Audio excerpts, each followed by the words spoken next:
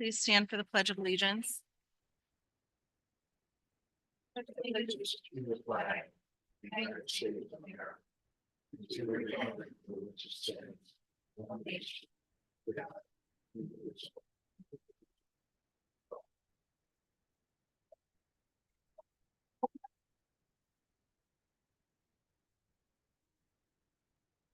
Sarah, can you do roll call, please? President Bucher, Here.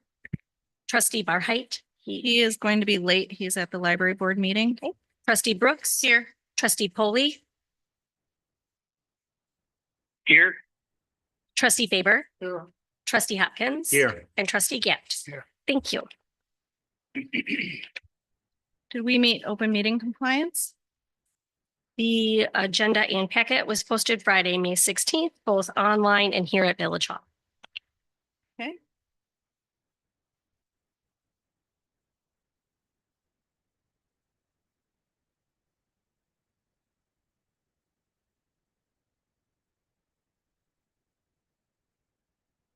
Do I have any changes to the agenda sequence?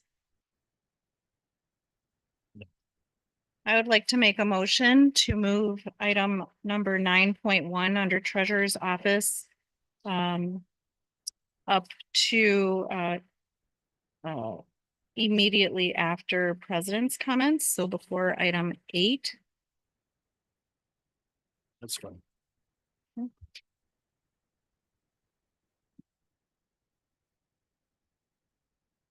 Ramsey, should we be making motions to do that technically?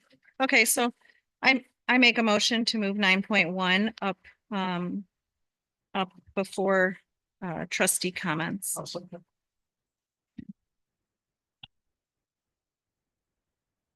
All in favor? Aye. Aye. Aye. Anyone opposed?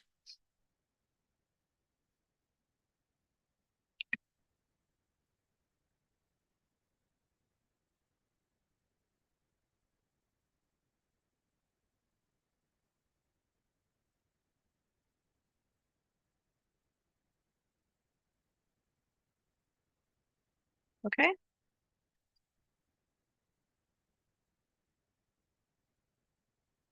We will now go into public comments. Please address the board as a whole. There will be no back and forth discussions, and there is a 3-minute limit per person. Mr. Elin, please come forward, state your name and address for the record.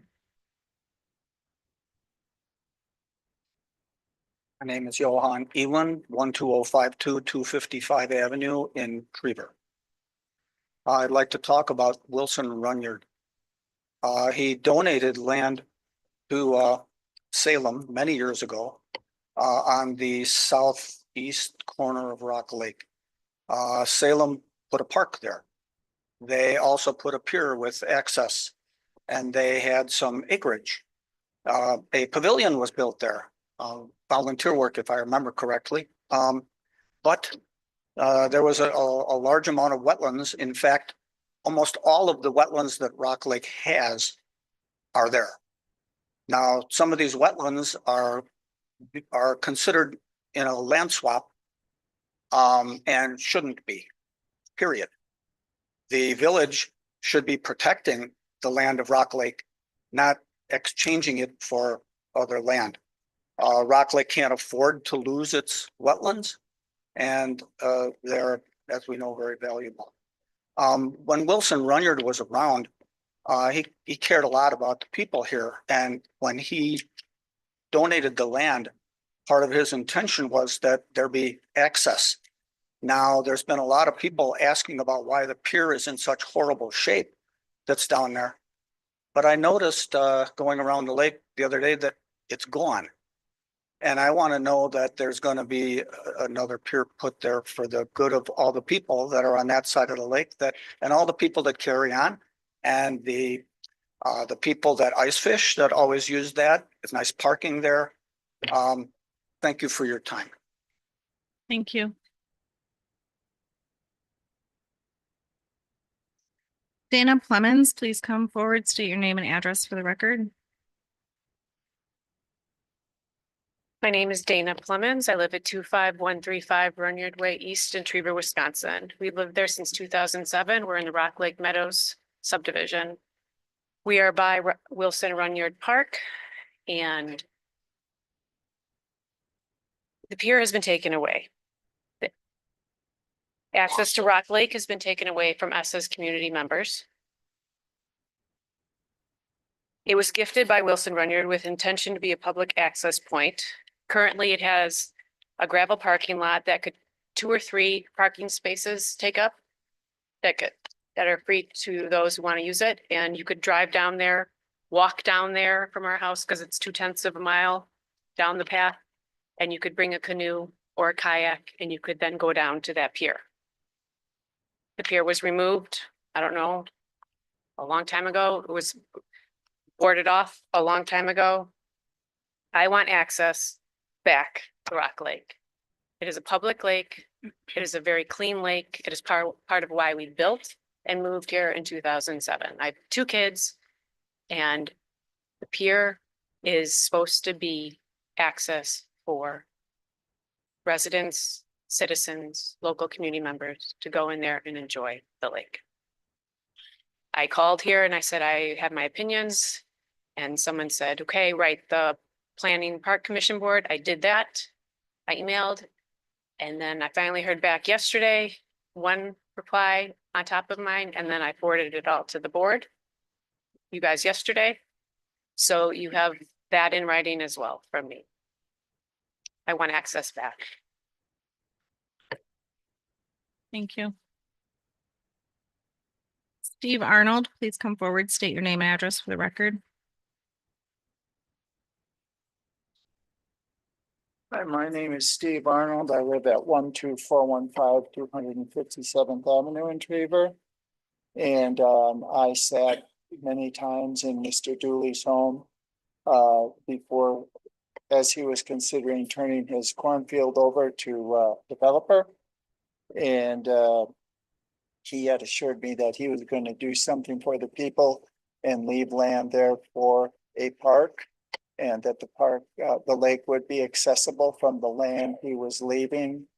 That park has a pier that was there, had gone into such disrepair that it was actually a danger that this board let happen. And it wasn't until some of my neighbors went and made some kind of complaint. I wasn't there when they did, but they let it be known that that pier was in disrepair and in danger. We're hearing all kinds of things now that might be built there, but we just want our pier. You know, that the board that was here at the time, say 25 years ago, their idea was that that park and the pier would be kind of like the gateway into Trever to attract residents, to attract businesses, to be a nice entry into the village. And now it's just, nothing's being done there. Trees are falling down, fences are breaking, nothing's being replaced. Guy does a good job about mowing the lawn, I have to say that. And it's one of the nicest restrooms, I think, around, but we really need that pier. And it's, you know, it's a public lake.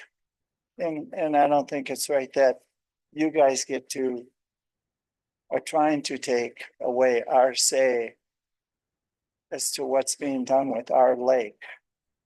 It's our lake.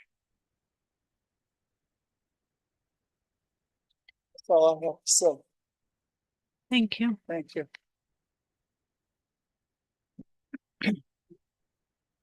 Jeff Albrecht, please come forward, state your name and address for the record.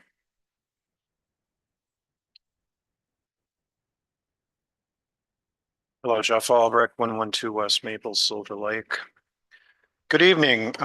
We've had many successes in the village of Salem Lakes, and candidly, a few times when we've stubbed our toes. The pain of 2024 was necessary for our future stability and progress, and putting it behind us. You did that.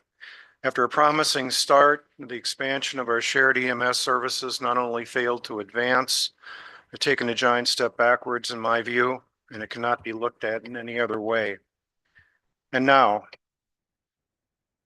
the embarrassment of Wisconsin DNR investigating illegal, ill-advised, and head-scratching decisions regarding the lake behind our village hall. How did it ever come to this? What was the thinking that led us to where we are now? How could leadership that certainly knew better not provide competent oversight of the situation? Was the destruction approved by the board, funded and authorized, or was it a wildcat action done singularly by disconnected leadership, which has been suggested by many? And what about the possible fines, expensive remediation, manpower to put Humpty Dumpty back together again? As bad as those consequences might be, there is one thing worse, and that's what I want to address. Was there an attempt to cover up the facts, or even worse, lie in statements made to the DNR and the public? As with most situations that spiral out of control, many times the action, no matter how it occurred, was less severe than the cover up and the lies. See Watergate. We, the public, don't know all the answers that you, the board, does. But the expectation is for a full and total disclosure of the facts to the public, and may add the sooner the better. If, and I was told, that is totally unacceptable. There must be accountability, honesty, and a full trust in those involved in our government. It is not accountability impacting the status of anyone who may have deceived the public. If those who may be responsible for any lies cannot or will not remedy the situation themselves, the board must step in. This, in my opinion, is a very, very serious matter. I urge and look for your strong, positive actions to correct the matter and get to work on our future once again. Thank you. Thank you.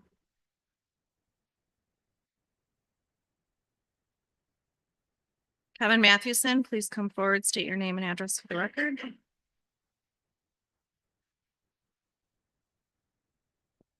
Good evening. My name is Kevin Mathewson. My address is 620 56th Street, Kenosha, Wisconsin. My pronouns are handsome and charming. I've been reporting the news for almost 5 years now, and my spidey senses always go off when I report the truth, and people get very angry at me. So I ask myself, why do people get mad when I tell the truth? Because they don't like the underlying facts that I'm reporting. And then I ask myself, why don't they like the underlying facts? Well, because it doesn't go with their narrative. So I'm holding in my hand a letter dated May 14th, 2025. It's from the DNR to the village. And the subject is notice of noncompliance for wetland grading fill on property located in the village of Salem Lakes, Kenosha County. And it's addressed to the village administrator, and it talks about things that the village did that was illegal. And I know there's some on this board that would rather ignore that. And as a private investigator, as my main gig, I think there needs to be an investigation. The DNR is not going to question employees, find out who told who to do what. That's what you guys have to do. This board should launch an investigation. The DNR is not going to do that for you. So if you want to hold those accountable who need to be held accountable, that's the only way to do it. But I think this board seems to want to move past that and just go skip and forget about it. But I think there's a lot of people in this community that are not going to forget about it. Lastly, I'd like to express my gratitude to be able to speak here tonight. I wasn't able to speak last time I was here, but last time there was a woman who spoke and called a story I wrote rumors. Well, now we all know there's no such thing as rumors when it comes to Lakegate, Watergate. I forgot. We got it right here. So the experts came and they said what was done was wrong. So I don't know if this will be my last time here at a meeting speaking. I know that your village attorney has circulated one of the most restrictive public comment ordinance I've ever seen in my life that does not allow non-residents to speak. I can't imagine the repercussions of that. Lawyers representing people. They won't be able to speak because they don't live in Village of Salem Lakes. Employees of the Village of Salem Lakes who do not reside here won't be able to speak. The media, people who own businesses here but don't live here won't be able to speak. I think that would be a disaster, and it would be a very bad breach of public confidence for this board to severely limit public comments as you are poised to do and suggested to do by your attorney. Thank you. Thank you. Brian Filiatro, please come forward, state your name and address for the record.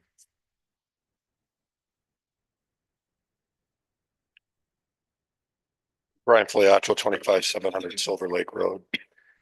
I happened to receive this letter today about 4 o'clock, and I read through it, and so being that I work with the DNR all the time and I'm involved in these wetland delineations, this letter isn't necessarily good news. This letter is the beginning of a process that the DNR is requiring a delineation to be done.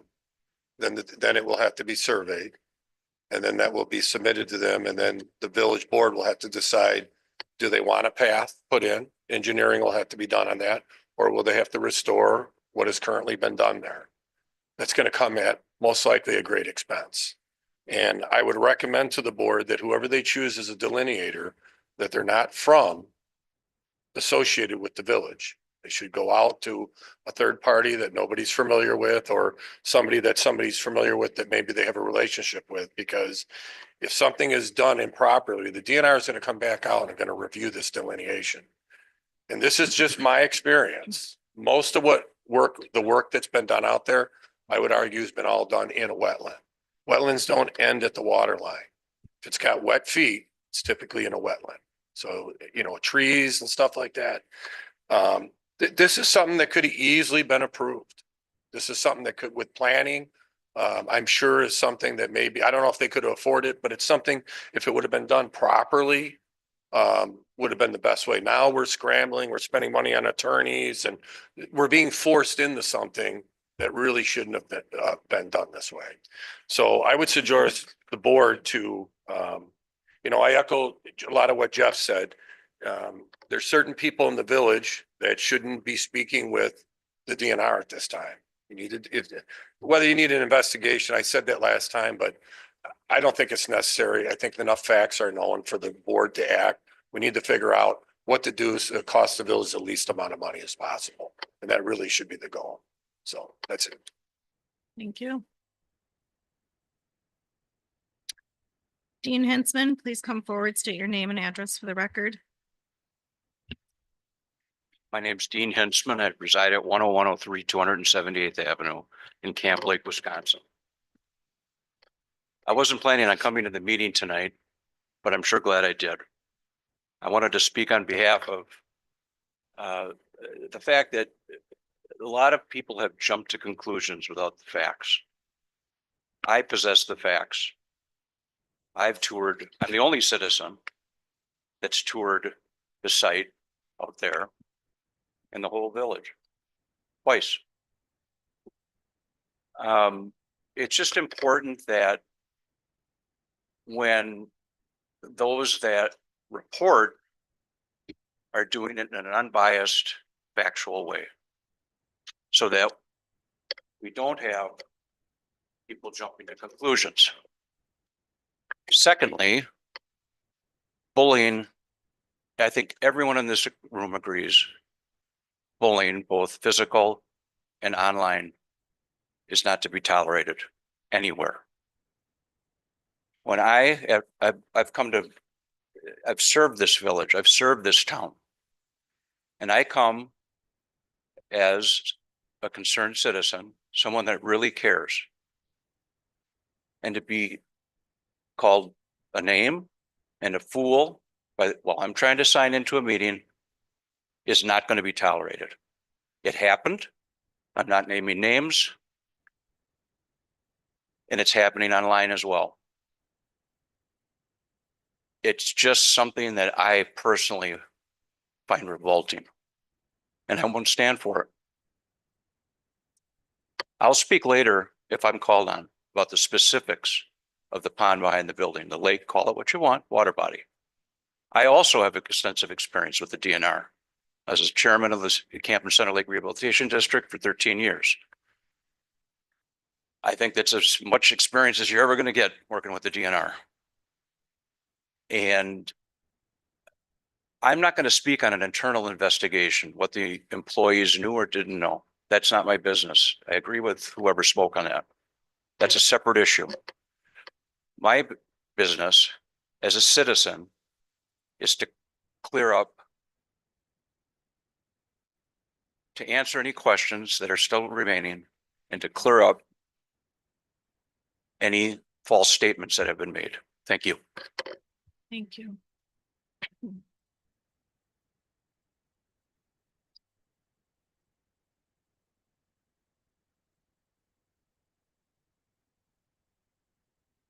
Okay, we will move into president's comments and agenda items. 7.1, president's comments.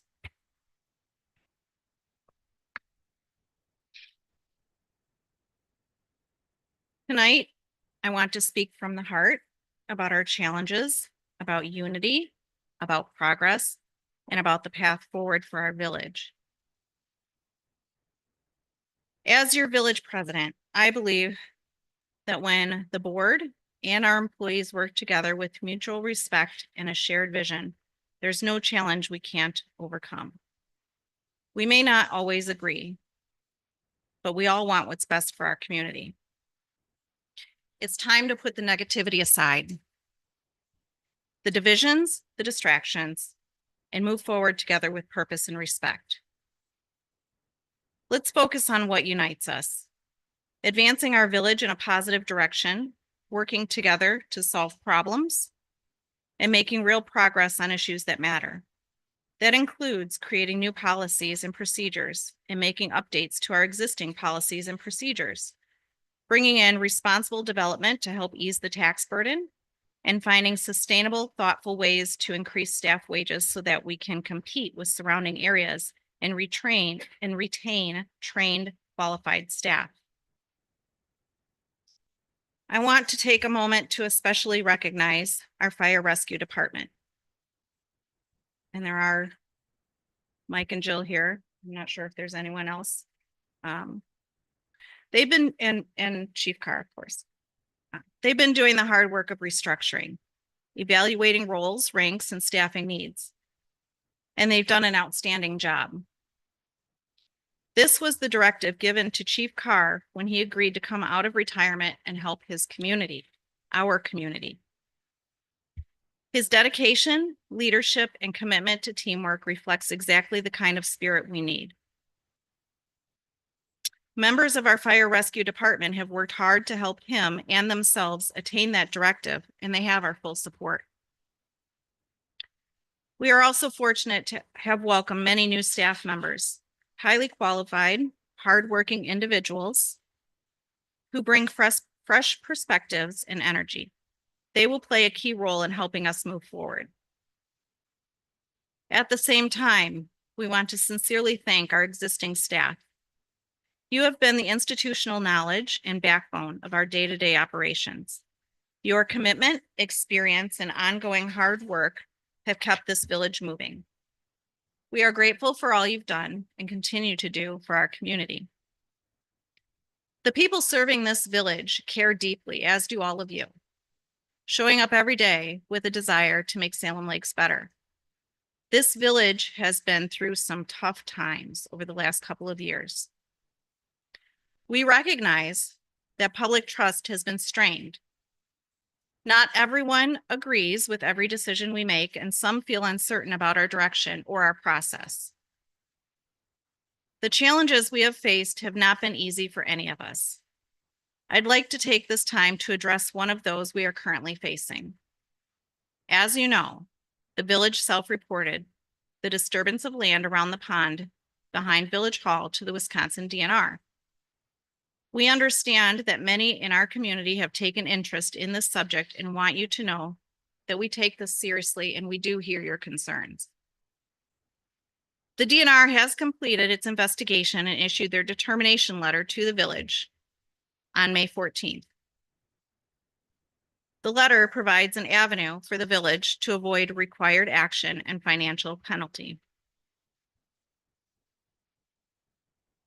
This board did not authorize this work, but has heard from the administrator that there were miscommunications and mistakes made by and between her and the staff in the nature and scope of work that was done. And while it is clear that there were only good intentions behind the project, meant to be an asset to the public and staff to have access to the pond, it has caused great consternation in the community, and the administrator has been apologetic. The board does expect staff to follow guidelines, rules, village ordinances, and state statutes. We agree proper protocol was not followed and will work to put policies and procedures in place soon on the correct manner in which to follow in the future. You will hear more about this from the administrator later in this meeting. In addition, the board will go into closed session to discuss the DNR findings. We will reconvene into open session and announce any further action that will be taken on this matter. While the board is confident issues of this nature will not reoccur following the recent steps taken by the village as a whole and those we will take in the near future, there will always be challenges to navigate for any municipality, this village included. I respectfully ask that members of our community allow future matters to be addressed by the village before reaching conclusions or speculating as to what may have occurred, as public speculation regarding the severity of the issues at hand or the involvement or knowledge of certain staff could appear to be inaccurate and has not helped the community navigate this matter in an effective or constructive manner. That includes how this board has had to try to navigate this matter. The DNR's investigation, determination, and issues were far less in scope than many in the community had speculated.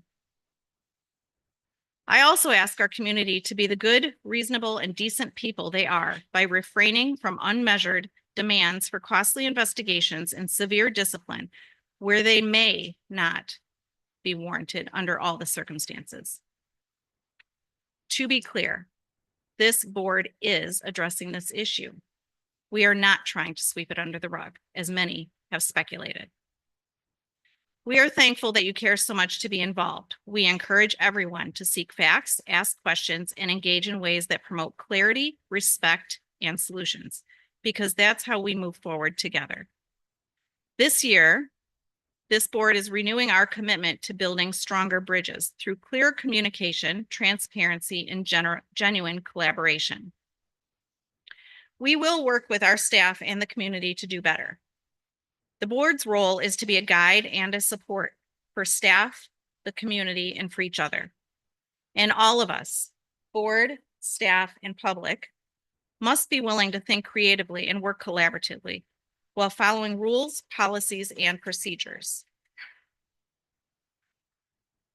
Progress does not come from standing still. It comes from open minds, shared effort, and a willingness to grow. We hope to earn and strengthen your trust by working together to shape a future that reflects all our values. Change is hard, we all know that, but it's also necessary, and more importantly, it's hopeful. If we move forward together with respect, trust, and a belief in what's possible, we will build a better tomorrow for everyone who calls this village home. I also want to reiterate the reason that I ran in the first place. And I've said this 2 years in a row, and I'm going to say it again. I ran out of the goodness of my heart because I was asked to come to a business owners association meeting. And the stories that I heard there broke my heart. And that is why I decided to take my private life, my reputation, my family, and put everything on the line for this village. I'm not asking for comments from you, Kevin. I'm not asking. I work hard every day. I have the best interest of this village in my heart and what I try to do up here. It is not easy. Every single person that sits up here tries hard. And it is really hard when it is nonstop from the public and others every day telling you how horrible of a job you're doing. I was told I'm in over my head. I don't know what I'm doing. I'm a weak leader. And damn it, I try my hardest every day for this village. And I do not appreciate those comments. So if anyone next year wants to run and sit up here and find out how easy it really isn't, please do so. Other than that, I am looking forward to a year of hopefully trying to move forward and not backward. And that's all I'm going to say.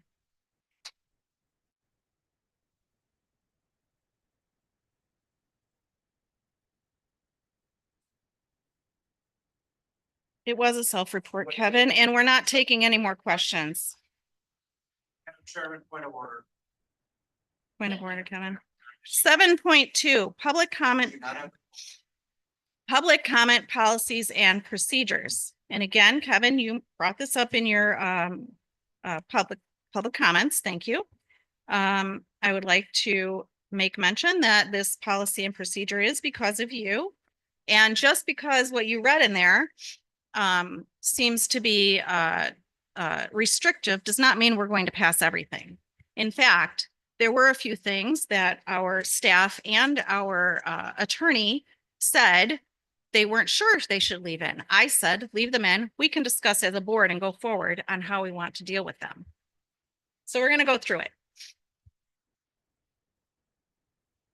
And Ramsey, are you ready in case we strike anything? Thank you. All right. This will apply to all boards and commissions for Salem Lakes. Number one, citizen public comment shall take place during the public comment time as designated in the agenda. If anybody has any issues with any of these, please speak up on the board. Rules of decorum shall be followed, including Village Code Section 158's requirements that meetings must maintain order and be free from disturbance and disorderly conduct as set forth in Code 158. A sign-up sheet is provided and citizens must sign up to be heard prior to the start of the meeting, i.e. the call to order. At the time of the call to order, the clerk will hand the presiding officer the sign-up sheet, and the presiding officer shall neither ask for nor accept further sign-ups. Public comment in total shall not last longer than 45 minutes. This is a talking point I would like to have.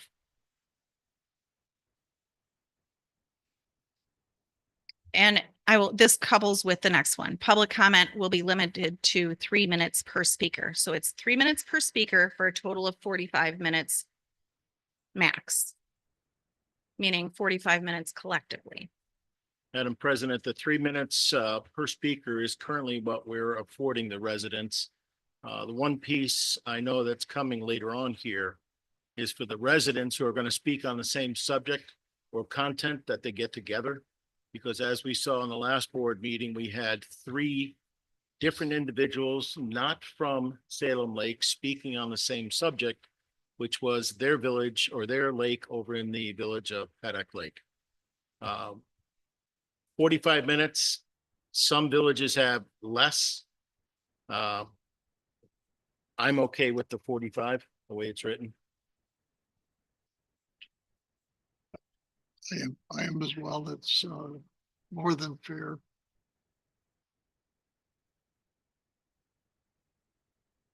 Anyone else have anything? I'm okay with it. Yep. Okay. I'm good with it. The only thing that my concern that I had was village residents, businesses, and media members. Yeah. And I'm just curious. We'll get to would that we part, be Pete. excluding property owners if somebody was like a landlord to a business or say a house, or would that still be allowed? Okay, we'll get to that in just a second. So Ramsey, Okay. I think that we should put the 3 minutes per speaker before the 45 minutes. And then could we put some sort of wording in there that it's like a in total 45 minutes? Just public comments will extend for 45 minutes. Well, so I mean, I think the way your agenda reads now, every community calls it different. Some are citizen input, some are citizens' time, some are public comment. I think yours calls it public comments. And so when it says that public comment in total shall not last longer than 45 minutes, that's that agenda item, public comments would be 45 minutes max. Mhm. Or whatever allotment the Right. board provides. I think I just want to move up the 3 minutes per speaker to be before that. Yeah, and I did that for you. Okay, thank you. All right, so now we will go on to public comment will be limited to agenda matters. Madam President, I'm against that only from the standpoint it limits what the citizens are here to talk about. I.e., and pardon me, I forget your name, but Johan spoke on an issue over on Rock Lake, as well as the woman there speaking and the gentleman next to her speaking on the pier over at Rock Lake. Those items are not on the agenda, and that would have precluded them from speaking here tonight. I agree. So do I. I agree. Okay. Pete, I assume you agree. Also agree. Okay, and Ron? Yes, I agree. Okay, can we please strike that? I did. Public comment will be limited to village residents and businesses or media members. Pete, correct me if I'm wrong, though. I think this goes to your point that if someone owns property here in the village, I would look at them as a village resident, even though they may not reside here. Is that where you're going? Yeah, I was just making sure that because we only listed 3 qualifications, that we weren't excluding a body of people that maybe didn't fit in any of those categories, but had property here. So I just want to make sure that they're still included and could speak if they so desired. Yeah, I'm in favor of striking this. Yeah, I guess the other thing I want to bring up is I'm not so sure why we would go down to these 3. What would we be excluding going down to these 3 items that would somehow be beneficial to the village? And I can't think of any. So to me, this seems like we just take out this particular item and then it's just whoever needs to speak can speak. The last item and this item were put in here, not as a recommendation, but to show you what some communities do and for you to debate, discuss whether you would like to include it or not. And so for some communities, they will limit it to residents, businesses, property owners. They actually don't sometimes say anything about media members, but I had plopped that in here for consideration. So if your concern is that you want to make sure that property owners are also heard, then we would just expand the list to say residents, businesses, property owners, and media members. However, if you want it to be just completely open, then we eliminate the provision altogether. I think including property owners would be appropriate. Other than one media, I don't know others that have media that they point out like this. I'm not necessarily in favor of that. I think that they have their voice. Publicly in elsewhere. media. I agree. I'm in favor of just striking this entire line. Just leaving it open. I'm also in favor of striking the entire line.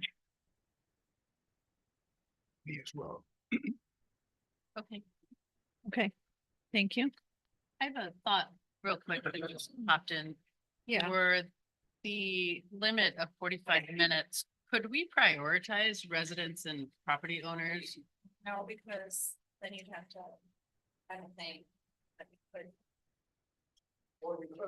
Creating a rule. So when you create, so the public records law does not require you to have public input. Some states it is required. I believe Illinois, it's required to have public input in your meetings.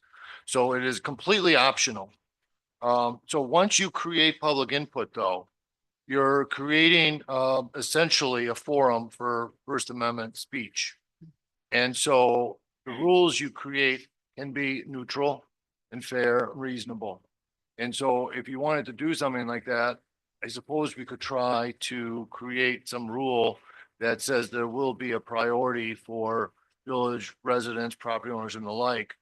But as you can tell by creating that rule, you're not going back to the rule that we just Yeah. sort of struck out. Okay. I could see why you would do that, but I think you'd have to debate amongst yourself whether you really want to do that. Yeah, I Thank you. think, if we have a meeting where we know there's, you know, a controversial topic, couldn't we, Ramsey, make a motion to suspend certain parts of this policy if we have it? You could, let's also keep in mind that certain public meetings will have required statutory hearings. So for instance, when you are amending a zoning ordinance, you're required to have certain hearings before the plan commission. And possibly in some situations before the governing body. And so in that instances, you have to hear from the public as to what they may like. If you feel like you're going to have a meeting where there's going to be a large turnout, I suppose you could create separate rules for that meeting only, because the idea being that you have to complete your meeting, right? Or you're going to have adjournments of the meeting. And so I think that the governing body would have the right to set the rules for that particular meeting. But this policy right here that you're creating is more of your general playbook for all bodies as applicable. Okay. Okay. All right, we'll move on. Personnel matters or concerns regarding specific village personnel, including but not limited to employee performance, are not appropriate topics to be addressed during an open meeting, but will be handled in accordance with the village's employment and labor policies and procedures. I guess I need clarification on this because you heard some of the public comment tonight. And I want to know if things such as that would be disallowed if we leave this in. Would be disallowed. Some communities have provisions like this. The idea being that if it's really a matter that goes to a particular personnel, you know, that person can certainly report to any given official, HR director, what have you, and then it'll be handled under your normal employment labor policies and protocols. Some communities have this, some don't. If you want it to be further looked at and give you other options for what it could look like, we could do that. If you want to pull it all together, that's up to you. I guess I feel like the public's always going to have issues with someone here. And that as long as it's respectful, factual, I don't have a problem with letting it be said. I don't want to silence that. I'm not sure how anyone else feels. I'm trying to think of situations where someone might have a personal vendetta against somebody. It has nothing to do with the village or our business. And they would come up here and voice their concern. I guess they have a right for free speech, but is it something that the village was really concerned with? To do anything with? And how you would restrict that, I don't know, but if you're just going to be wide open. You may run into circumstances like that. Maybe we need to look at different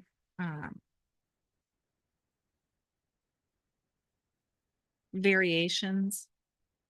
So if it's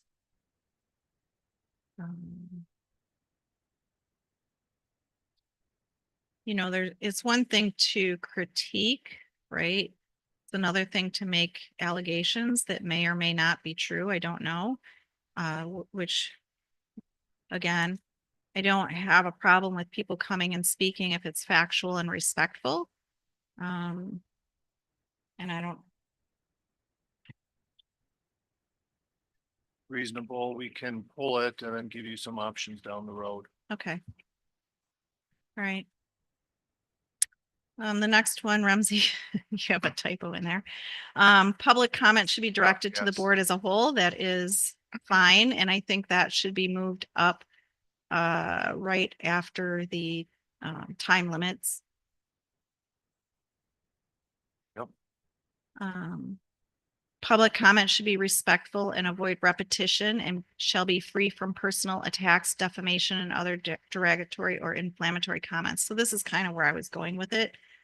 And I don't know if we could tie that in with the personnel matters, Well, it would or if apply, it should be separate. it would apply irrespective of the subject matter. I mean, it's a matter of decorum and it's Yeah. common amongst many local government, probably even at the state and federal level as well. If you're going to provide comment, you should do it in a civil way. Okay. I think this one should be moved up as well, right below the public comment should be directed to the board as a whole. I agree. Yeah.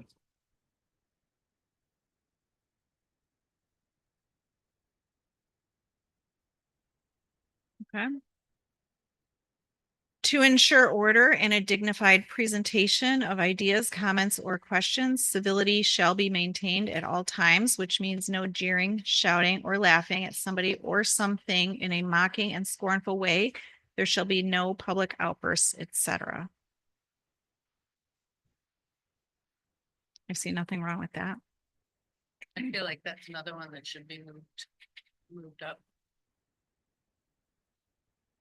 We should also try to include some language where people of the same subject matter get together or hear each other before they come up here and present, so that we're not getting the same statement over and over and over again. It's only for 45 minutes. Yep. Yeah, the prior point included that comment should avoid repetition. Yep. Yeah, So that's in there for you. right. It is up there. Okay. The board, committee, or commission may not debate with a citizen who is addressing members of the body, nor may the body take action on an item raised during public comment. Pretty self-explanatory. In order to maintain order and complete the business of the body, the presiding chair may interrupt, warn, or terminate a participant's statement when the statements are too lengthy or otherwise contrary to these rules. Order a person to stop speaking or request an individual to leave the meeting when that person does not observe these rules. Request the assistance of law enforcement if a person interferes with a meeting or becomes disorderly, such that their conduct interferes with orderly progress of the meeting, or call a recess or an adjournment to another time when the lack of public decorum so interferes with the orderly conduct of the meeting as to warrant such action. The only change I would have to this is, would it be appropriate to add the presiding chair or clerk? Because Sarah does often warn people of time. Thank you.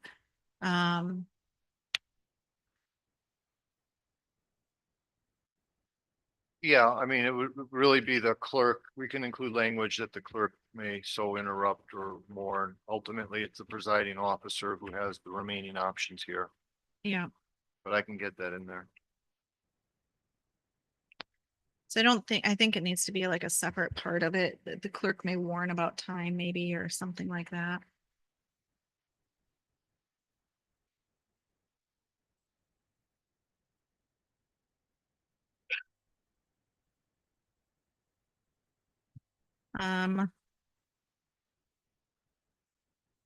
Could we also add another that sign-in sheets, once they're pulled, are not to be altered?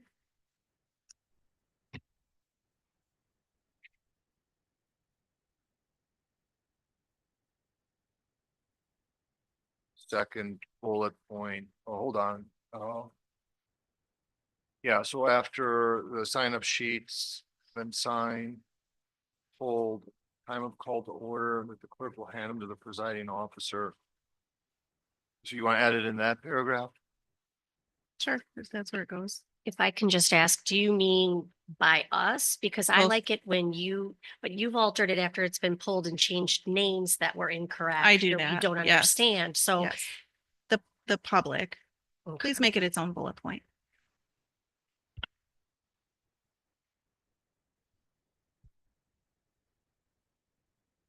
So I think if you make those changes, then we can bring it at the next meeting and should be able to do a final review and vote on it.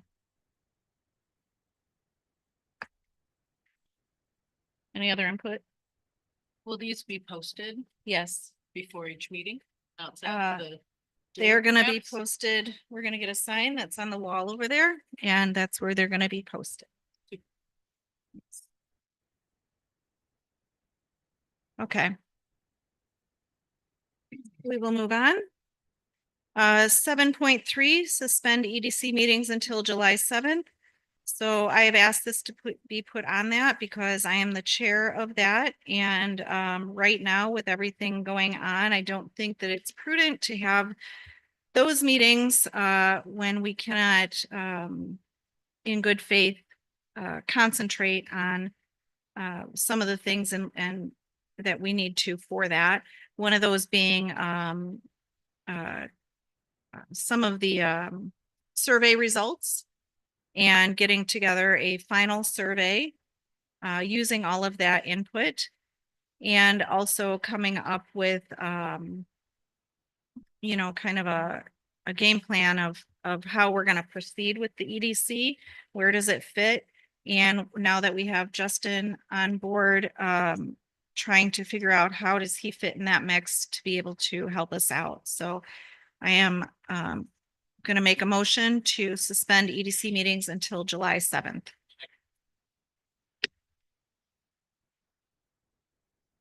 All in favor? Aye. Aye. Aye. Anyone opposed? Great. Number 8, trustee comments, reports, and requests. 8.1, public safety liaison update. 9.1. Oh, so sorry. Thank you. 9.1, I'm sorry. We were going to go to 9.1 under the treasurer's office. 2024 audit presentation by Clifton Larson Allen LLP, CLA.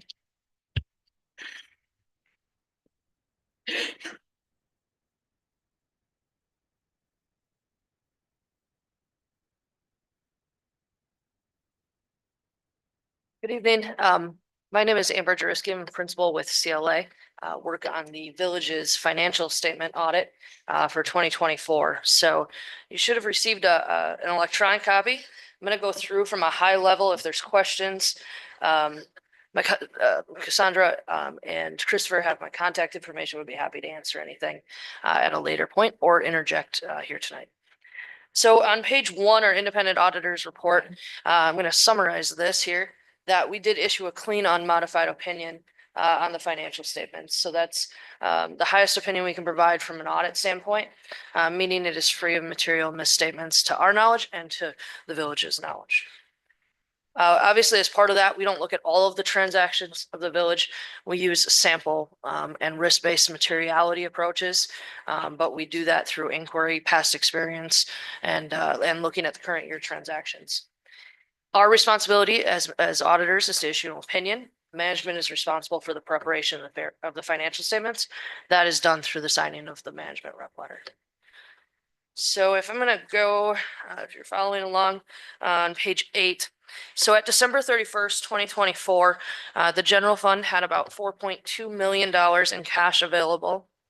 And that equated to just shy of 2.4 million in fund balance. So what we like to look at, a lot of times you like to hear the cash balance. We like to talk about the fund balance from a fiscal health perspective. We like to look at the unassigned fund balance. The village has a policy of 17% of general fund expenditures. Currently, the unassigned fund balance is about 2.1 million, which is about 26% of the general fund expenditures. The general fund in 2024 had a surplus of about 328,000.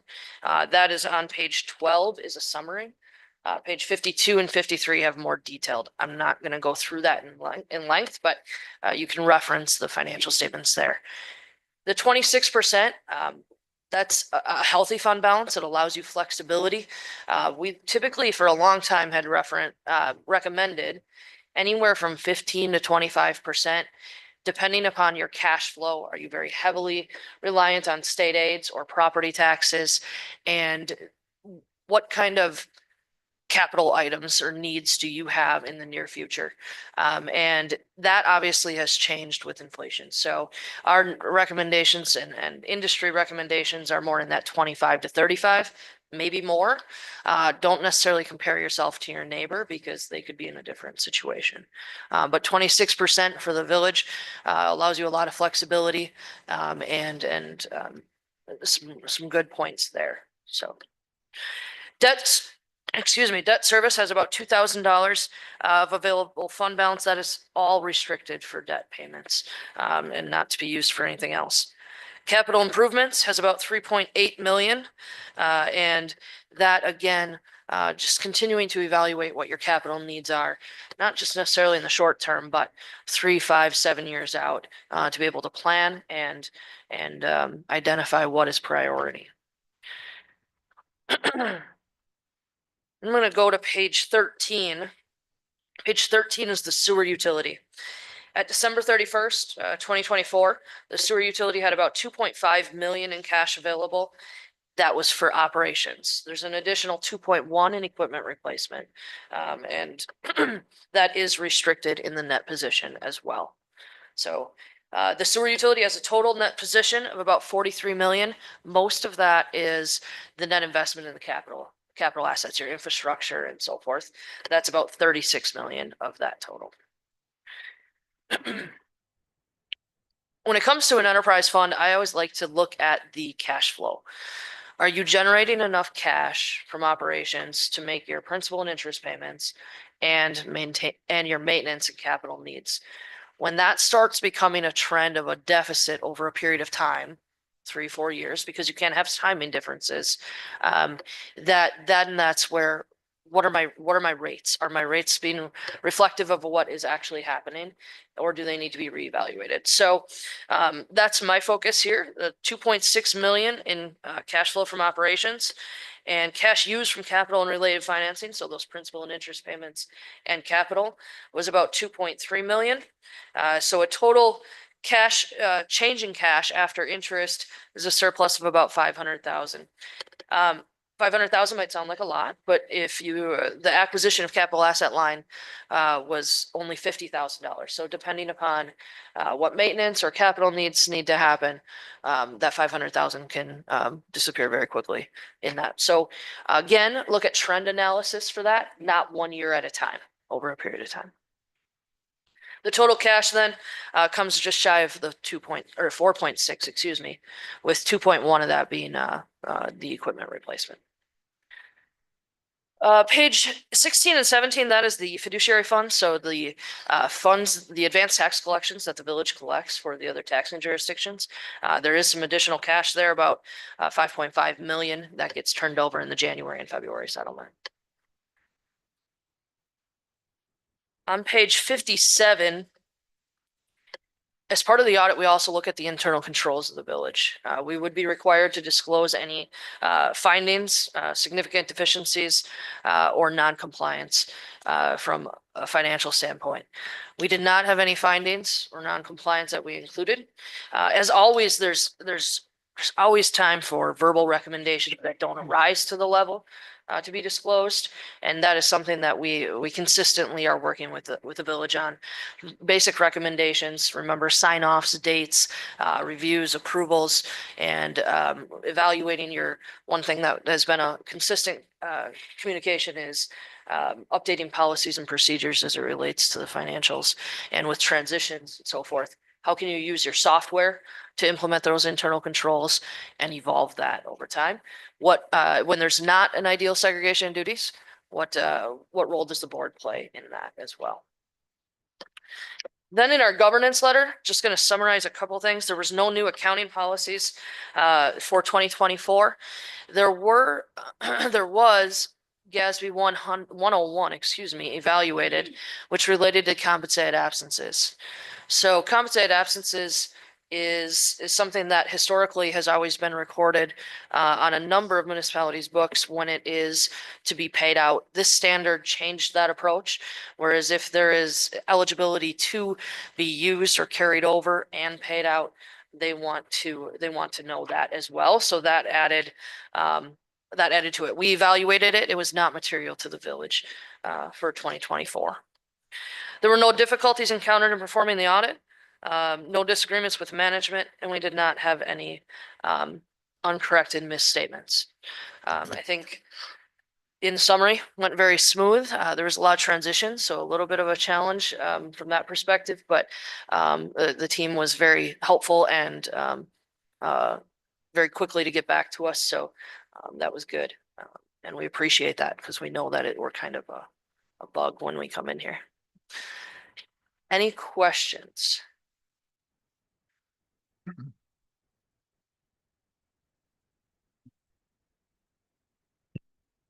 No have none. questions? If there's Thank anything you. after, I'd be happy to answer at a later time, but thank you and have a good rest of your night. Thank you. Great, thank you.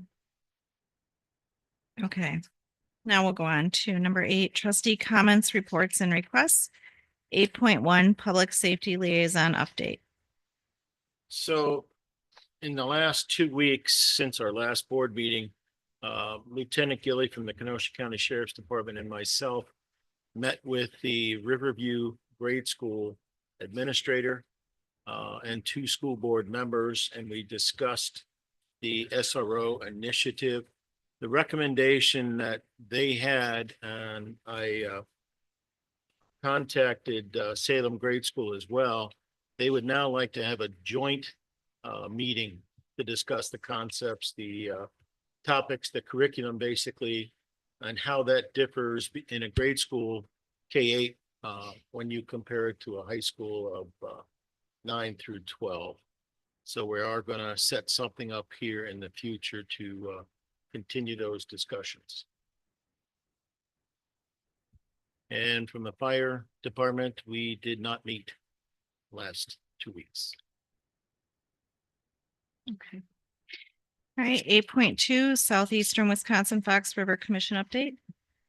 Just to summarize real quickly, I did not make last week's meeting. I had meetings here in the village, but just to share some items with you. A lot of the projects that the Fox River Commission is dealing with really pertain towards the Racine as well as the Waukesha County area.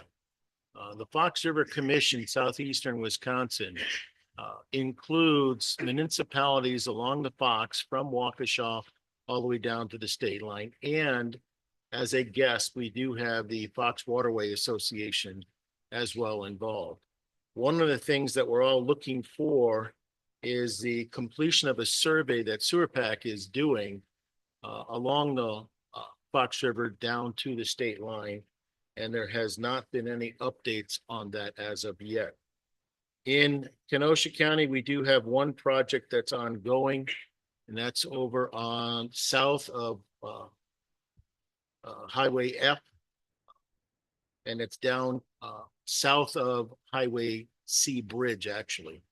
And right now they're in a hold waiting some additional permits. Thank you. 8.3, Lake District updates, Silver Lake Management District, trustee Gant. Okay, I did attend their last meeting, and their annual meeting comes up May 24th at 10 o'clock, 10 a.m. at Copper Bottom. They have contracted with the sheriff's department for 4 hours on 4 hours on Saturday and 4 hours on Sunday for water patrol. The buoys are in, and they are contracted with somebody for a lake study at per week. So that's the extent of that. Thank you. Bolts Lake Management District. Bolts Lake is very interesting. One of our districts is the smallest district that we have in our village. The lake is 52 acres as listed by the Wisconsin DNR. But in 2017, Sewer Pack did a use study and it's now 64 acres, which means you can make a wake out there. The maximum depth is 29 feet and the average depth is 7 foot. They treated on May 6th for curly leaf pondweed. Curly leaf pondweed grows even when there's ice on the lake and it gets an early start. And then it really interrupts the growth of natural vegetation, but that's what's been done on both sides. Oh, one other interesting thing, as I mentioned, it's the smallest district that we have. It has an assessed value of $19 million. It's primarily their riparian owners, but about half of the lake is in the Benedict Abbey. So that really has quite an influence on the amount of money that in the riparian owners. They do lease some land from the Benedict Abbey on the lakefront, so that land is not disturbed to make sure that runoff doesn't occur. So I've only been with them a couple of months, but they're very involved in a real positive lake district. Great. Camp and Center Lake Management District. Camp and Center Lake is doing the same thing. In fact, they're what I mean by same thing is they're going to be treating for curly leaf pondweed and some small patches of Eurasian milfoil starting this Wednesday. On Camp Lake, it'll be a total of 39.18 acres being treated, and on Center Lake, it's 21.28. Camp Lake is 461 acres. Center Lake is 120 acres. Center Lake has an average depth of 10 foot and goes up to 28 feet. Camp Lake is only 5 foot average and goes up to 19 feet. There's two different chemicals that they're using. One that takes care of the invasive curly leaf pondweed, and the other one is for the milfoil. The chemical that's used for milfoil these last couple of years has changed because the milfoil has been around here for quite a few years and it's built up the old chemical doesn't work and it's built up an immunity. So the DNR is recommending these new chemicals. Okay. Library Board update. Well, I just came from there and we got about not even halfway through. They did vote on redoing their insurance. And they just voted on updating to a new computer system. I think it's supposed to be similar to ours. They're still working out some bugs with that. And that's about it. And they're voting on officers tonight. So we'll see what happens. Okay. All right, thank you. 8.5 trustee announcements and future agenda item requests before anyone speaks. Ramsey, could you give some ground rules for this, please? Yes, Madam President. As I understand it, there's been some requests whether the trustees could make comments or announcements and also ask for future agenda items to be placed on the agenda. The agenda item here specifically uses the words trustee announcements rather than trustee comments. And the reason for that, you might think it's just simple word choice, doesn't mean anything. But comments certainly has a connotation directly or implicitly that a trustee could speak on any subject that they desire versus an announcement, which I think is far more limited. And the reason for that, and I'm going to read straight from the Attorney General's guidance manual on the open meetings law. It says that the Attorney General has advised that the practice of using designations such as mayor comments, alderman comments, staff comments for the purpose of communicating information, quote, is at best at the outer edge of lawful practice and may well cross the line to become unlawful under the public meetings law. And so the idea to have the trustees have their own time for comments is certainly going to walk that razor's edge. And I think it would be better if this body was to allow for some kind of comment to really keep it limited to an announcement. I want to thank the Boy Scouts or Girl Scouts. I want to recognize this person in the community. Um, um, you know, we've seen in this country tornadoes going through. Maybe you need to suddenly talk about a disaster that hit a neighborhood or what have you. And it's more of an announcement as opposed to engaging in comments that could lead to deliberation and down the road action. And so that would be the caveats or the limits as to that portion. And I guess I would say with respect to future agenda items, the one thing I really love about this community is that you do listen to your citizens, you come up with questions, ideas, and then you bring them right into the village board. But sometimes some matters need to be baked before you bring them into the village board meeting. You may need to check with staff, you may need to check with legal before you launch it to the board.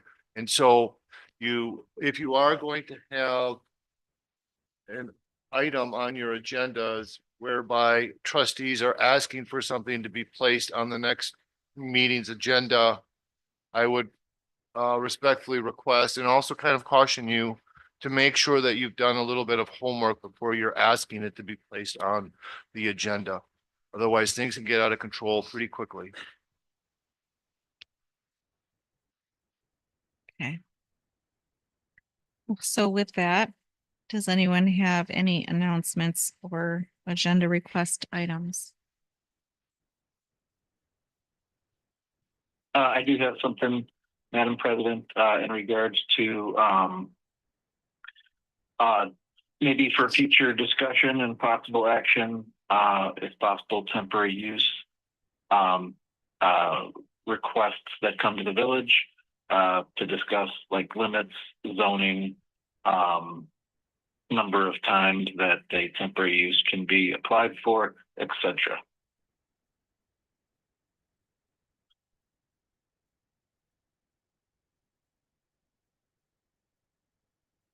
Okay. Thank you. Anything else?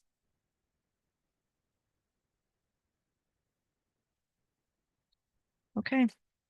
We'll move on to number 9, Treasurer's Office, 9.2, approval of vouchers in the amount of $539,291.46 for April 2025. Move to approve. I'll second it.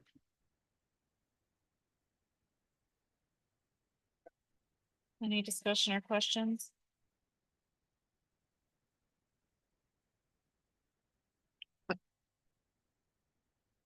You can email me if comes up to you.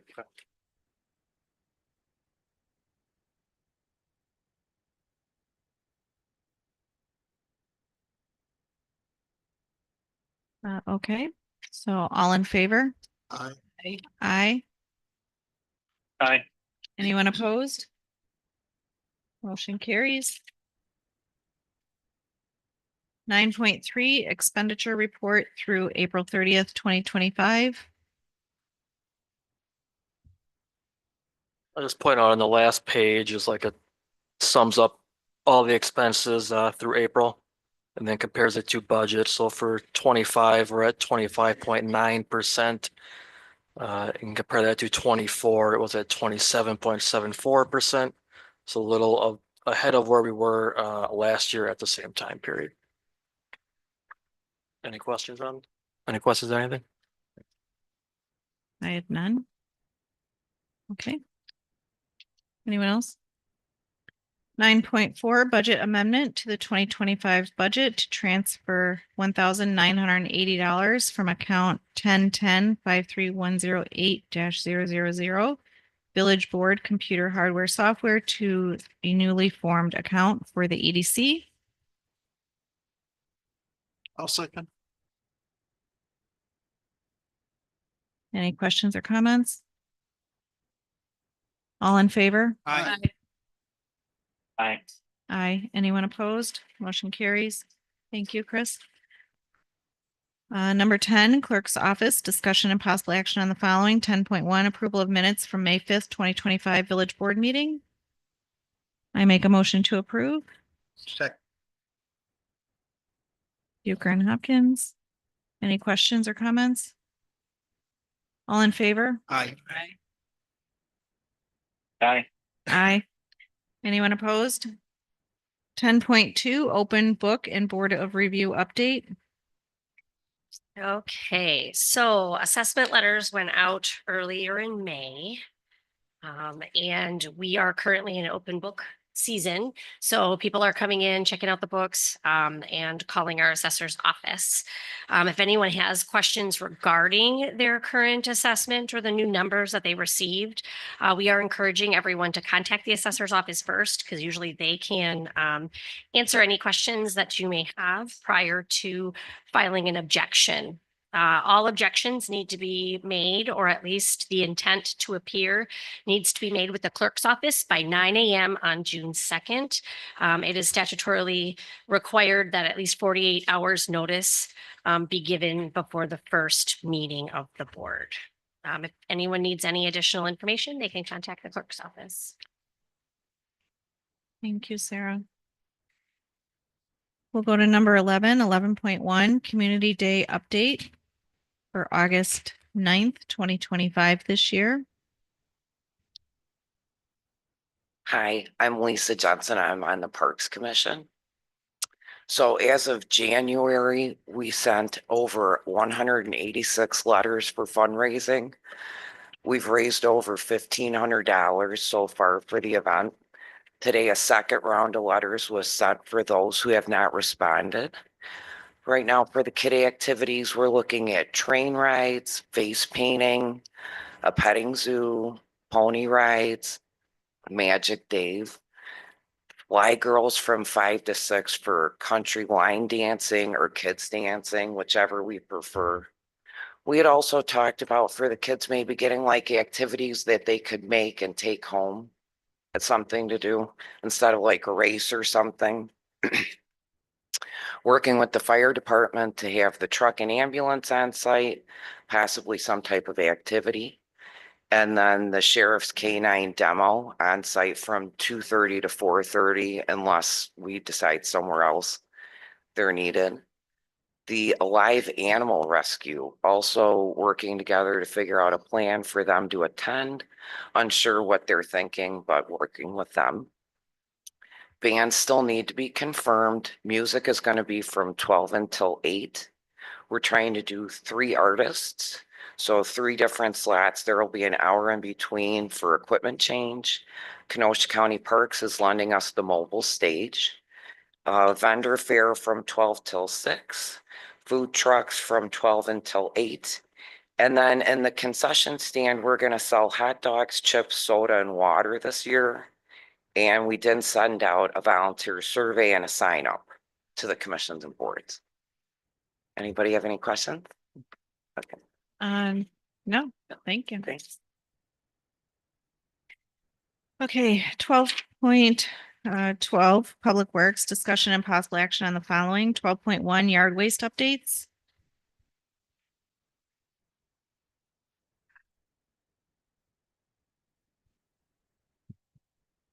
Yard waste, grass clippings, small twigs, brush, and tree branches can be disposed of at the old Highway Department building located at 11200 258th Court in Trever. It is open Monday through Friday, excluding holidays, 7 a.m. to 3 p.m., as well as every other Saturday, 8 a.m. to 12 p.m.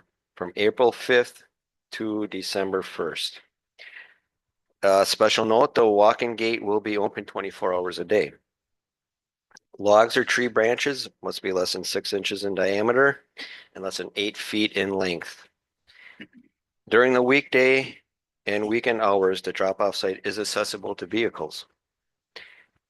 Another note, please make sure that the yard waste is put in their correct locations. We have bins out there to separate the type of yard waste.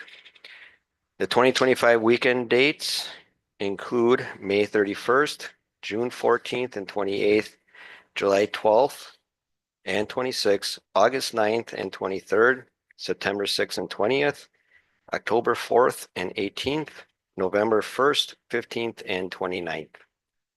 You have all that up on the website, Brad? That is all available on the website. Thank you. Thank you. All right, 12.2, replacement methane gas regulator for the wastewater treatment plant's digester from Southport for $5,850. The wastewater treatment plant biosolids digestion process utilizes anaerobic digestion to break down solids. A byproduct of the digestion process is methane gas, which is recaptured and used in the boiler to heat the solids to accelerate the digestion process, or the excess is flared off. The methane gas regulator controls pressure in the system and will leak methane gas if put back into service. The regulator needs to be replaced. In your portal was 3 quotes. The lowest quote was with Southport for $5,850. My recommendation is to approve the purchase of the Fisher gas regulator from Southport in the amount of $5,850. So moved. Second.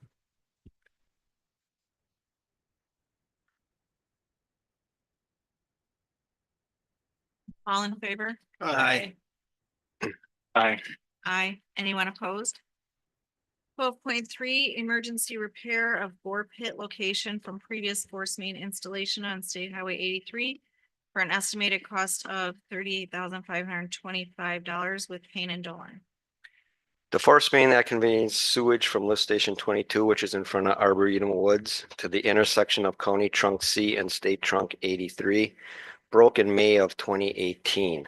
The DNR was notified. We pumped sewage from the lift station wet well and hauled it to a discharge manhole over a 48-hour period while a replacement force main was bored. The new force main required the installation of an air relief valve and casting to protect it. The excavation location for the air relief valve has settled over the last 7 years, creating a void under State Trunk Highway 83. When the asphalt started to collapse due to settling, the Wisconsin DOT contacted me and wanted the repair done as soon as possible. The work was completed under a change order for the 2025 paving and utilities project in the amount of $38,525. We budgeted $223,000 for sanitary sewer improvements in 2025 and have an estimated $156,000 remaining for 2025, which is the account that we will take it out of. The work was completed May 12th through May 16th, so last week, and this is notifying you of the repair and change order. Did you say the $156,000 remaining is after the $38,000 deduction That is before for the deduction? Okay, so but there's still plenty there. I move to approve. Second. All right, so Faber and Hopkins, any other questions? I have one question. So the break happened in 2018 and we're now finishing the work in 2025. What happened in between all those years? That is where the void started to form with the settling. Okay. Was there a reason why that happened? Did it not get done, repaired the first time? It was done hastily. It was compacted, but not good enough apparently. Yeah. But when you have a force main break like that, Lot of liquid, it's lot of- urgent to get it done. Thank you. Okay, so we have a first and a second. All in favor? Aye. Aye. Aye. Anyone opposed? Okay, 12.4, Public Works update on paving and utility projects for 2025. The 2025 paving utilities project is underway. In your packet, I gave you everything we have done up to date. I will go through what we can expect in the future. May 22nd through June 20th, we will be installing storm sewer and paving work along 122nd Street. July of 2025, sanitary sewer rehabilitation work will begin in various locations throughout the village. July 7th through July 21st, paving work for Sunset Ridge Estates and Stonehenge subdivisions will occur. July 9th through 22nd, paving work for 294th Avenue will occur. In late August of 2025, we will begin crack sealing in various roadways in Salem Oaks, Montgomery Lake Highlands Unit 2, Old Salem, Hamlet, Salem Lakes Business Park, Rock Lake Highlands, and CPEX Cross Lake.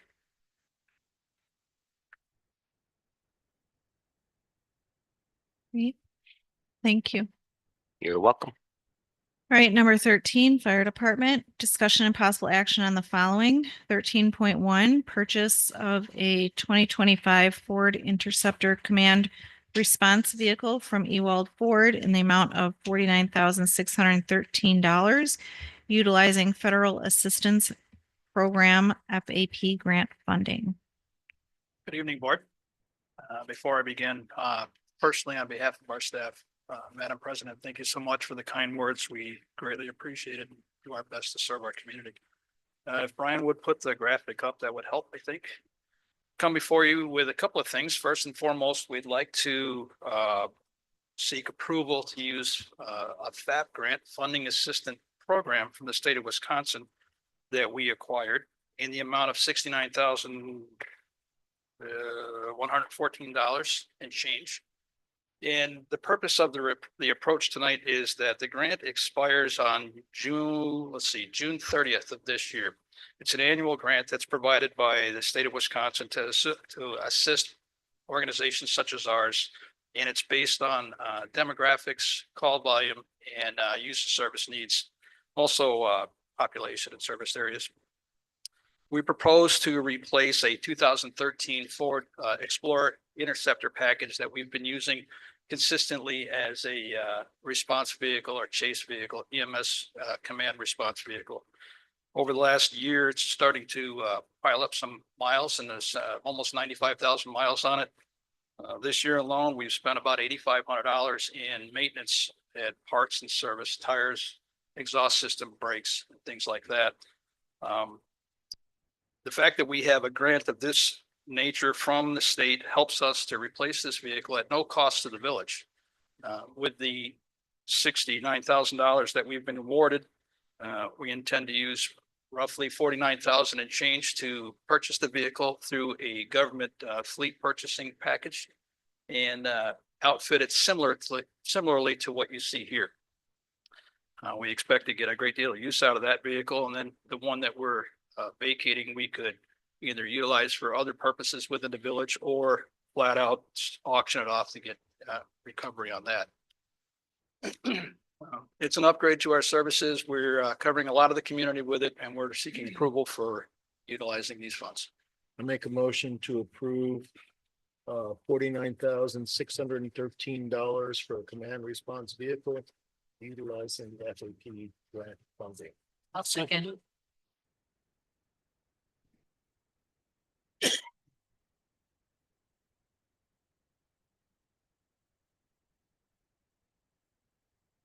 Sarah, who did you get as a second? Faber, I guess, yeah. Okay. All in favor? Aye. Aye. Anyone opposed? Thank you. Second thing I'd like to present tonight is just a little update on what the department's been up to. If you don't know, it's National EMS Week, Nationally Recognized Emergency Medical Services Week. And I can't tell you how proud we are of our staff and the work that they're doing and meeting the needs of the community. We have a pretty good group of responders from young kids to senior members. And what I'd like to do is just show you a little bit of what we've been up to recently, just a little snip. And go ahead, Brian. Brian's helped me with, if you can go back one. It's quick on the fingers in there. Recently, you may have seen the house over on 98th Street that we had an opportunity to do some training, and it was graciously donated by the Hawkins family with the intent to do some live fire training. And one of the things we have to do for that is to have it asbestos abated. In other words, they have to go in and determine how much asbestos may be in the structure, clean it out, and deem it certified safe. Unfortunately, when they did that, they gutted most of the house, which kind of limited how much fire activity we could actually do. Through creative thinking of our staff, we thought, well, let's try something a little different and let's park a car in a house and then train on how to be complex in the way that you extricate victims. The car had a victim in it, and there was also an additional victim that was in the house, and it presented a pretty good challenge for our people. Number 2, Brian.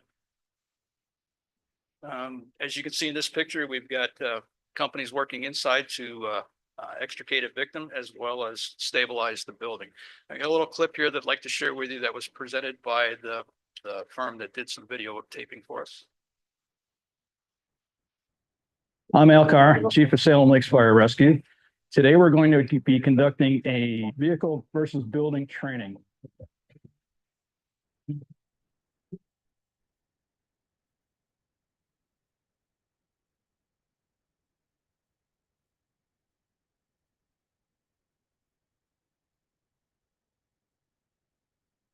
The intent of this training is to provide an opportunity for our folks to deal with complex situations that requires a great deal of critical thinking and efficient movement. We have a car in the building, which was graciously donated by McDivitt Auto. And we have all of our people, in addition to the Columbus County TRT rescue team, participating. Today, we have support from Aurora Hospital as well as other stakeholders and players.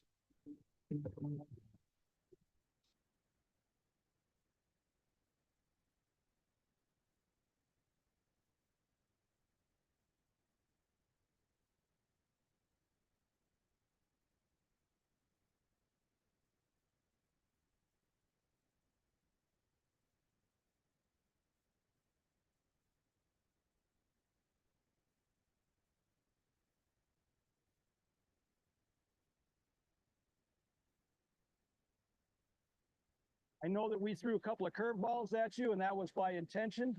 Give you a chance to think, an opportunity to succeed, an opportunity to fail, be self-critical, and to learn from this. And I think we were successful in doing every aspect of that. And we brought everybody together to see how we work together and apart. Again, thank you, everybody. Appreciate you being here. Have a great afternoon. I'm Al Carr. Quick snippet, and then of course, a week later, as you probably saw by the header in the sky, that we did in fact have the opportunity to. That was successful. The interesting part about this, and a point that I want to make, is Brian, next slide. It's a complex process when you burn a house down. There's many factors that come into play. Can we do it safely? Can we do it efficiently? And can we do it in the best interest of the community, property owner, and the village? While this was taking place, in the midst of setting up our lines, getting ready to go, and when the house was fully involved, our community called on us, and we had 7 medical emergencies back to back to back in a 4-hour period. I want to suggest to you that that's a challenge for any department to manage, whether it's a large department like to the east of us or any of the communities that are on the west end of the interstate. I guarantee you this is a challenging event. We successfully handled all of those calls independently within our own community without calling for mutual aid or support from any other agency, up to and including a significant cardiac emergency. That patient successfully was delivered to the hospital and has survived that event. Super proud of our people to manage that type of a challenge in the midst of burning a house down. So very, very proud of our people. And, you know, it speaks to and suggests the strength of our organization.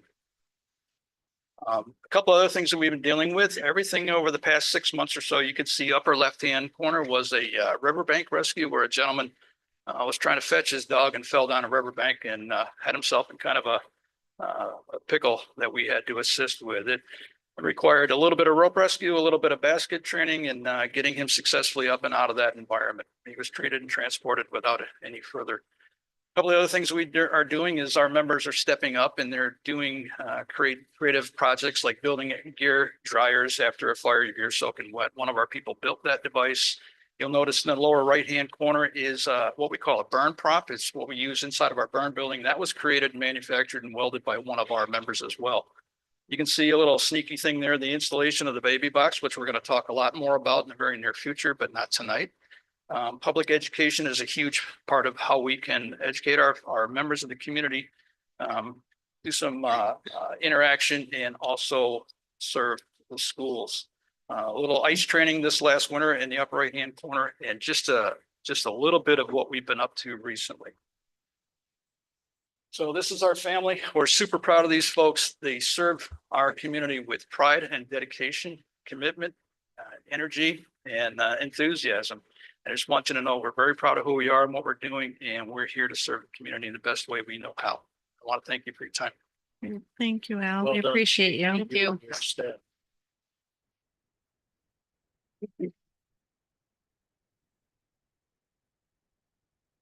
Number 14, administrator discussion and possible action on the following. 14.1, status of village property sales.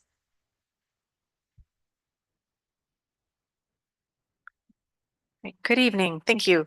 So this is just a quick update for the public so that they are aware, as well as to the board. There are 2 parcels of land that the village has been discussing about selling and were properly listed for sale. Those parcels are on 278th as well as 269th. On 278th, it is a lakefront lot on Camp Lake. That has an accepted offer with a sale price of $122,500. It currently, the wetland delineation was completed. We're waiting on a surveyor to complete the survey and waiting on rezoning to be finished. So that parcel should close here in the near future. On 269th, that's a channel front property on Center Lake. That survey has been ordered by the buyer's agent. It should be finished in about 4 to 5 more weeks as soon as the rezoning is finished. And that, again, that accepted offer was a sale price of $32,000. So those 2 are the 2 parcels that you've spoken about most recently. There are additional properties that the village owns that we will be going through methodically to make sure that we don't need them, that they don't serve a public interest, that they don't contain any of our village infrastructure. And as we have additional lots, we will bring them to the board for consideration. Great, thank you. Welcome. Thank you. Just the property on Camp Lake sold for more than our asking price. It did, yes. And the other lot is already not buildable. Correct. Yes, the asking price on 278th was $119,900 and it sold for $122,500. And then the parcel on 269th, there isn't infrastructure available for sewer. And because of the type of lot it is, it wasn't really buildable for a home. So the 2 neighbors decided they wanted to purchase it, but it had been publicly listed. So. Good. Great. 14.2, update on the DNR investigation and determination on the wetland grading behind Village Hall. All right, thank you. So in every challenge lies a lesson, and the handling of the walking path project has been one such moment. As the village administrator, I recognize the importance of maintaining public trust and acknowledge where we fell short. Between September 2024 and March 2025, a walking path was installed around a man-made pond located at 9814 Antioch Road. This pond was created in the 1970s and was a low point in the landscape. This path was intended to provide 3 purposes. One, it was a downtime training exercise where new public works staff could safely be cross-trained on how to use equipment when they were not busy with other village priorities and was to be no cost to the village. It was supposed to be done during downtime using our own equipment and own staff. This assignment was to be a simple path without any effect on the wetland itself. 2, it was supposed to be a location for the public to access the pond and to go for a short nature walk. When this land was originally obtained by the village, the wishes of the property owner were to make this place where the public could have access, and the property was notated as a park on the map. Additionally, we have received requests from parents and other residents to go fishing in the pond. And 3, it was intended to be a location for staff to be able to go for a walk or enjoy lunch outside. Unfortunately, the training did have an unexpected impact on the wetland that was outside of the intended assignment. During a site review with the Wisconsin DNR, the village was offered 2 options. One was to apply for a non-federal wetland exemption, as it is a man-made pond, or to voluntarily restore the disturbed area. In my professional recommendation, we should complete a wetland delineation with a professional wetland scientist and apply for a non-federal wetland exemption, but of course that would be up to the board, which we will discuss later. This experience has been humbling and I have learned from it. For future projects, I will ensure that they are brought to the board for situational awareness and approval. We will correct the course, strengthen our practices, and move forward with renewed commitment to our community and its values. That is all I have to say. Thank you. I'd like to invite Dean up to talk on this a little bit, as he was present when the DNR was here.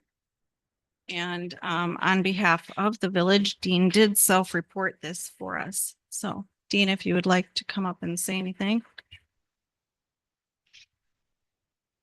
I'd like to make just a quick comment first. I contacted Dean to get involved with this because he was the chairman of the Camp Center Lake Rehabilitation District for 13 years, and this water could have possibly drained in that direction. And that's how Mr. Hinchman became involved and represented filling out the complaint for the board, and he was there, as Rita mentioned, for the final review that the DNR did. Thank you for bringing that up. I did not ask for this. It was asked to me. As you mentioned, the first tour was with a certain group of people, chairperson included. We went around. It was not pretty. Okay. But I reminded everyone that was there to just pause rather than draw early conclusions, and let's do some fact finding. We reported it to the DNR within 24 hours. I subsequently was again asked by staff to tour with a different group of people from the DNR, those that actually will make the final determination. During that tour, I would say going into that tour, there were 5 hot button items. Okay, the first one was the fines. Oh, the fines. There will be no fines. Okay, period, the end. 2, the cutting of the trees, Most of the trees were non-native, invasive, dead or dying trees. The warden, both the DNR reps, all 3 DNR reps said you not only don't need a permit, that there's no issue. Go ahead and get rid of them. Again. Number 3, what appeared to be a floating iridescent substance on the water. And this one I learned. There was accusations that perhaps it was hydraulic fluid from an excavator that it may have flipped over. I don't know any of that. Here's what I do know. What that is a naturally occurring precipitate, mainly iron. We had Vince Mosta there, as well as the DNR folks, and they all collaborated that. And they showed me how to test for that, just with your finger. Is it either oily or isn't? So there was no contamination. As I was leaving the meeting last time, I was told by a gentleman in the back that the EPA was going to stop out and look at that. So again, false. The weir. What is a weir? A weir is kind of a man-made discharge area for a retention basin, which was probably dug at the time this building was built. We all know that when we build buildings nowadays, we're very considerate of stormwater and making sure we don't flood neighboring properties. So there's a weir over there. There's a culvert, a pipe, and it travels maybe 35 feet. That pipe is still intact. It still accepts water and discharges water. What is not intact is, those white rough stones that they will typically use to stabilize that area. That needs to be rebuilt. The DNR wasn't concerned with that whatsoever. Why? Because it wasn't in the wetlands, it was in the highlands. These are facts. And by the way, if anybody wants to substantiate these facts, they can go under open records law and they can go to the DNR. And when you have a warden there, they are recording it just like a police officer. And I invite anyone that wants to report on the facts to get a copy of that tape. And you will see that whatever I'm reporting now is identical to what's on that tape. Okay. Lastly, as far as the fill or dirt, no fill was brought in. That in fact is on the DNR's conclusion letter. What did happen was they went in there with an excavator. They did push some dirt. When it fell into the wetlands is undetermined. because there was no silt fence. And again, we all agree in hindsight, things could have been done differently. All right, as far as communication and as far as specifically that. No fill was brought in. When I was there with the lady, she was talking about if fill made it into this wetlands, we were talking about 10 to 12 inches. 10 to 12 inches that probably occurred during a heavy rainstorm. Is that enough to affect someone's livelihood? No. The DNR brought up the fact that we can apply for a exemption at the federal level because it is a man-made pond on village land. That process is free. That process, according to them, has a high success rate. Once we would get that permit or that designation, we then choose if we even want to fix it. That's a fact. Okay. So all of this stuff, all of these false claims that the path was built to make a bike path for certain people, it's just, like I said earlier, it's just not being fair. It's not being kind and human. These are people's lives. All right. I'm here as just a party, just down the middle. I don't care one way or the other, but what I do care about is false accusations, bullying, and people's livelihoods. Okay. She made a mistake. She could have done things differently, definitely on the communication side. But again, the only thing that really had an impact, and by the way, the DNR, when I specifically asked the question, how long do we have to get this resolved? Well, you can have at least a year. Does that sound like a high priority issue to anybody? A year? Again, it's all on the tape. Request the tape, watch the tape. These are the facts. Okay. Does anyone have any questions, since I am the only person that was there for both tours? Or have I been clear? Okay. Well, thank you for your time. Thank you very much, Steve. Number 15, closed session. 15.1. Closed session pursuant to Wisconsin statutes 19.85 sub 1 sub F, considering financial, medical, social, or personal histories or disciplinary data of specific persons, preliminary consideration of specific personnel problems, or the investigation of charges against specific persons, except where paragraph B applies, which, if discussed in public, would likely have a substantial adverse effect upon the reputation of any person referred to in such histories or data or involved in such problems or investigations, specifically regarding discussion of personnel problems by department heads. And 15.2, closed session pursuant to Wisconsin statutes 19.85 sub 1 sub G, for purposes of conferring with legal counsel for the governmental body who is rendering oral or written advice concerning strategy to be adopted by the body with respect to litigation in which it is or may be involved, specifically concerning DNR notice of noncompliance for wetland grading fill on property tax key number 704-120-233-0205, listed to Village of Salem Lakes, and to review options related to the same. So moved. Second.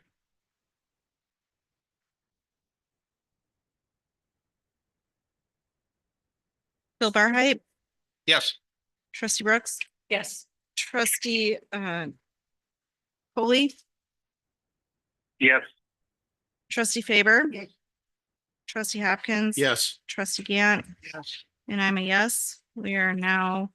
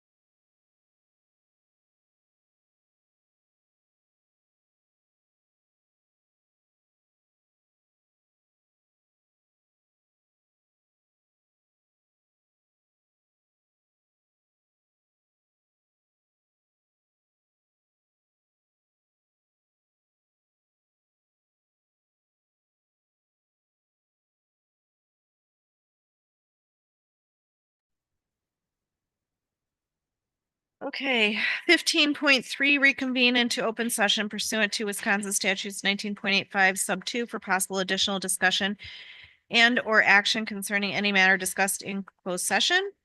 I made the motion to go into open, seconded by trustee Barheit, and it was unanimous roll call vote. On item 15.1, closed session pursuant to Wisconsin statutes 19.85 sub 1 sub F, considering financial, medical, social, or personal histories or disciplinary data of specific persons, preliminary consideration of specific personnel problems, or the investigation of charges against specific persons, except where paragraph B applies, which if discussed in public would likely have a substantial adverse effect upon the reputation of any person referred to in such histories or data or involved in such problems or investigations, specifically regarding discussion of personnel problems by department heads. We have nothing to report. 15.2, closed session pursuant to Wisconsin statutes 19.85 sub 1 sub G for purposes of conferring with legal counsel for the governmental body who is rendering oral or written advice concerning strategy to be adopted by the body with respect to litigation in which it is or may be involved, specifically concerning DNR notice of noncompliance for wetland grading, fill on property, tax key number 704-122-330205, listed to Village of Salem Lakes, and to review options related to the same. Thank you. I make a motion to direct staff to seek further info and clarifications from the DNR and to obtain 2 delineation quotes. I'll second that.